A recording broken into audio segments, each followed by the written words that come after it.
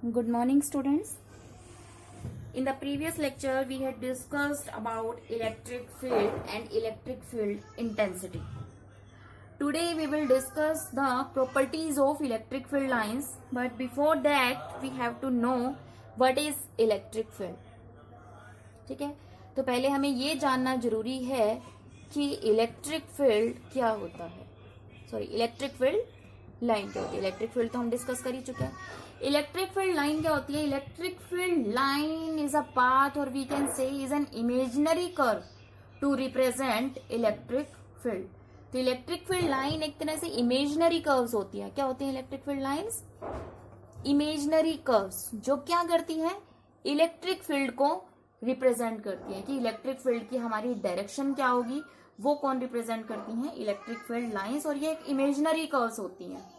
ठीक है, अगर हम प्रॉपर्टीज की बात करें सबसे पहले प्रॉपर्टी है electric field lines are continuous but do not form closed loops. Electric field lines कैसी होती हैं?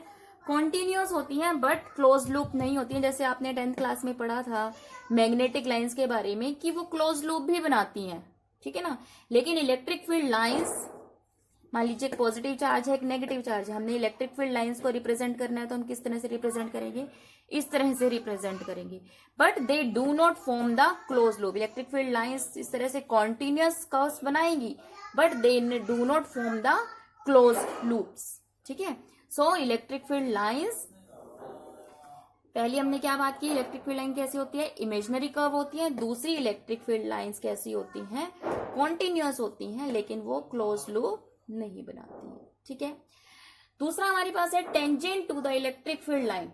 जो इलेक्ट्रिक फील्ड लाइन पे अगर हम टेंजेंट ड्रॉ करेंगे तो वो क्या बताएगी हमने, डायरेक्शन ऑफ इलेक्ट्रिक फील्ड. मान लीजिए हमने ये इलेक्ट्रिक फील्ड लाइन है, हमें इस पॉइंट पे बताना है कि इलेक्ट्रिक फील्ड लाइन की डायरेक्शन क्या होगी. तो हम क्या करेंगे, इसके ऊपर क्या ड्रॉ करेंगे, टेंजेंट. तो this will be the direction of electric field. ठीक है. तो इलेक्ट्रिक फील्ड लाइन के ऊपर जब हम टेंजेंट ड्रॉ करते हैं दैट रिप्रेजेंट्स इट्स डायरेक्शन. ठीक है. और इलेक्ट्रिक फील्ड लाइंस हमेशा स्टार्ट कहां से होती है, पॉजिटिव से स्टार्ट होती है, पॉजिटिव चार्ज से स्टार्ट होती है. और एंड कहां पे होती है, नेगेटिव चार्ज पे हमेशा इलेक्ट्रिक फील्ड लाइन क्या होती है, टर्मिनेट होती है.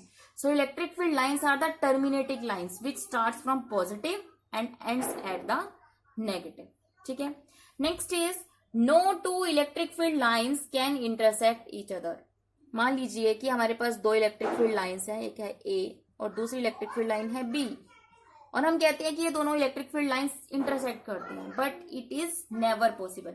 मान लीजिए हमें इस पॉइंट पे बताना है कि इलेक्ट्रिक फील्ड लाइन की डायरेक्शन क्या होगी. तो इस पॉइंट पे तो हमारी इलेक्ट्रिक फील्ड की दो डायरेक्शंस बन गई, एक ये और एक ये. ठीक है ना. तो दो डायरेक्शन पॉसिबल नहीं है, इसीलिए इलेक्ट्रिक फील्ड लाइंस कैन, यहाँ पे नेवर आएगा, no two electric field lines can intersect each other. भाई नो, इलेक्ट्रिक फील्ड लाइंस कभी भी एक दूसरे को इंटरसेक्ट नहीं करती हैं. ठीक है. Next is electric field lines are always normal to the surface of conductor. Yes, it is very important कि इलेक्ट्रिक फील्ड लाइंस, मान लीजिए हम कहते हैं एक पॉजिटिव चार्ज है एक नेगेटिव चार्ज ये है और हम इलेक्ट्रिक फील्ड लाइंस को ऐसे ही ड्रॉ करना चाहिए. No, it is not possible. Electric field lines की जो स्टार्टिंग होती है और जो एंड होता है वो हमेशा सरफेस के साथ कैसा एंगल बनाता है, normal means that makes the 90 degree angle with the surface. Surface के साथ जो स्टार्टिंग होती है और जो एंडिंग पॉइंट होता है that always normal to the surface. ठीक है. इसीलिए इलेक्ट्रिक फील्ड लाइंस को हम कैसे रिप्रेजेंट करते हैं, normal to the surface of conductor. ये इसके साथ कैसे एंगल बनाएगा, 90 डिग्री. मान लीजिए कोई सरफेस है ये. ठीक है. इसकी ये डायरेक्शन होगी इलेक्ट्रिक फील्ड की ई, यही होगी. अब यहाँ पे भी चार्ज है, हम कहते हैं यहाँ पे भी चार्ज है, सरफेस के ऊपर चार्जेस हैं. ठीक है. हम मान लो कि यहाँ पे कोई टेस्ट चार्ज रख देते हैं बिल्कुल सरफेस के ऊपर और हम कहते हैं कि टेस्ट चार्ज की इसकी ये जो है फोर्स, क्यों हमने चार्ज लिया है और इलेक्ट्रिक फोर्स लगाता है ये इस डायरेक्शन में, सरफेस के साथ कितना एंगल बना रहा है ये, थीटा.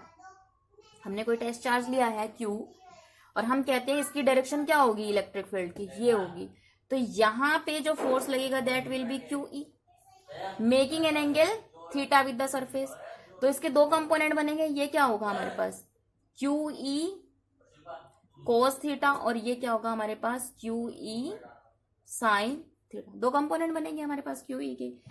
तो हम देखते हैं कि ये चार्ज ना इस डायरेक्शन में मूव करता है ना इस डायरेक्शन में मूव करता है, चार्ज इज नॉट मूविंग। और अगर चार्ज मूव नहीं कर रहा है तो क्यू ई कोस थीटा की वैल्यू क्या होगी मैथमेटिकली जीरो, बट क्यू की वैल्यू भी जीरो नहीं है और इलेक्ट्रिक फील्ड की वैल्यू भी जीरो नहीं है, तो किसकी वैल्यू जीरो होगी कोस थीटा की। और कोस थीटा की वैल्यू जीरो कब पॉसिबल है, जब थीटा की वैल्यू क्या होगी हमारे पास 90 डिग्री।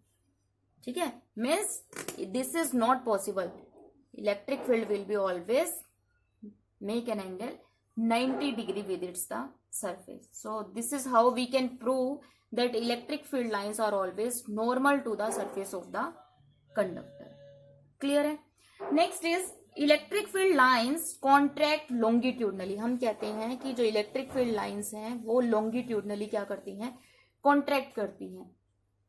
मान लीजिए कि हम electric field lines को ऐसे represent करते हैं, ठीक है, तो हम क्या देखते हैं कि ये इलेक्ट्रिक फील्ड लाइंस एक स्ट्रेच रिंग की तरह हमेशा कॉन्ट्रैक्ट करने की कोशिश करती है। ये इसके पास भी टेंशन है और ये भी टेंशन है, तो ये क्या करती हैं कॉन्ट्रैक्ट करने की कोशिश करते हैं, इस पोजीशन में आने की कोशिश करती हैं।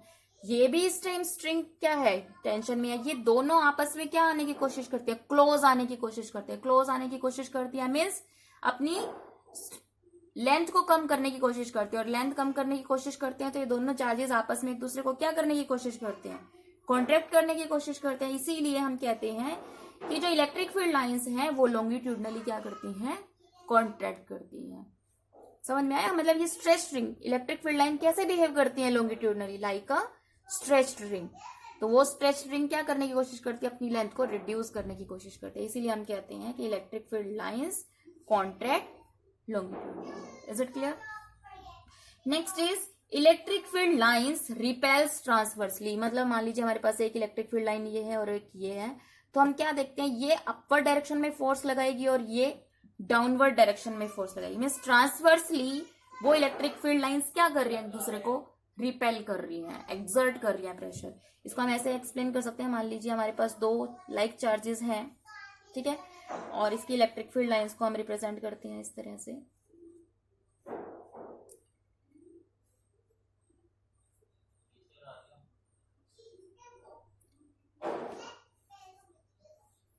इसी तरह से ये इलेक्ट्रिक फील्ड लाइंस को भी हम रिप्रेजेंट करते हैं।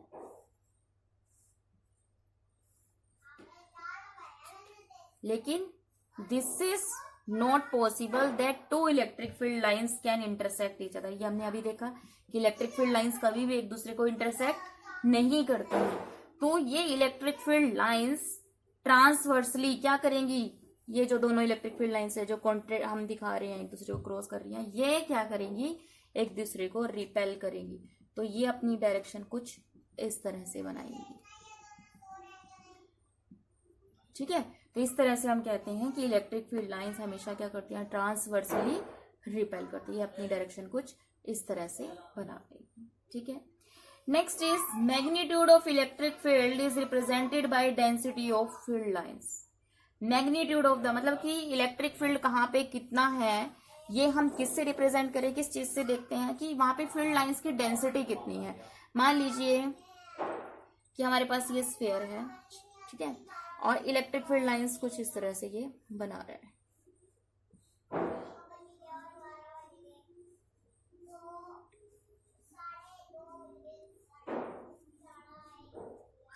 ठीक है। ये इलेक्ट्रिक फील्ड लाइंस की डायरेक्शन हम शो कर रहे हैं। मान लीजिए हम इस पॉइंट पे इस सर्कल के अंदर देखें तो कितनी इलेक्ट्रिक फील्ड लाइन आ रही है 1 2 3। यहाँ पे देखिए कितनी आ रही है 1 2 3 4। यहाँ पे देखिए कितनी आ रही है 1 2। तो फर्स्ट सर्कल मान लीजिए ए है, ये बी है और ये सी है। किसके अंदर इलेक्ट्रिक फील्ड लाइंस का जो मैग्नीट्यूड है वो सबसे ज्यादा है, that is in the B. B is greater than A is greater than C.